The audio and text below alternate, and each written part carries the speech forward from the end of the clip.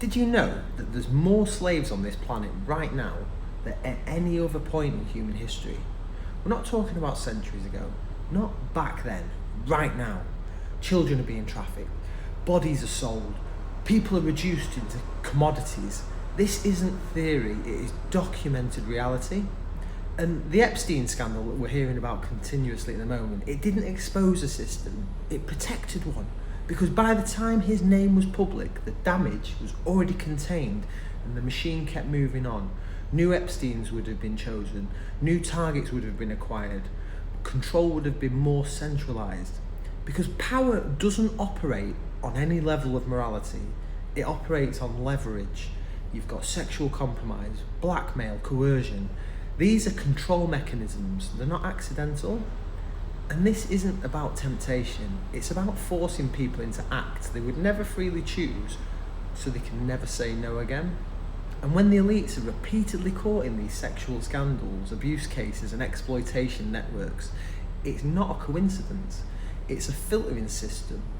Only those who can be controlled and are prepared to do whatever it takes to get that taste of power, they're allowed to rise up the system.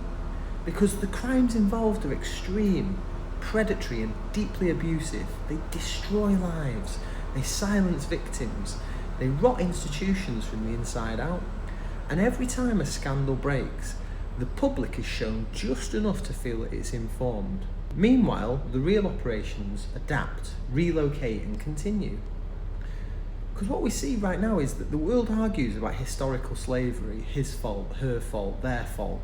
But modern slavery is thriving quietly in the background.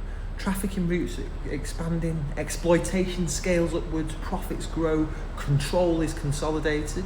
And if we compare this to, say, weapons technology, in the defence of a nation, we accept that secrecy and weapons and the development and the research that goes into that is a necessity to stay one step ahead of your adversity. And like the stuff that's coming out, say, with the Trump's discombobulator weapon, whether that's true or not, or just like a bit of a sleight of hand.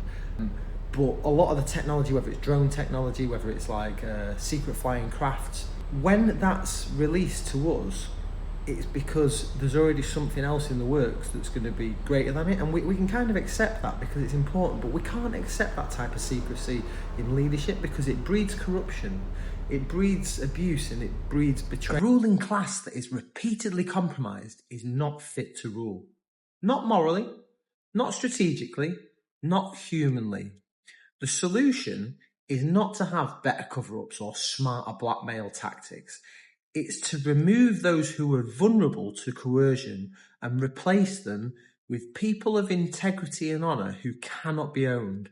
Because integrity is dangerous to corrupt systems. That's why it's filtered out. A nation led by compromised individuals is already conquered without a single shot being fired. And once we become aware of that, we can understand where the problem truly lies.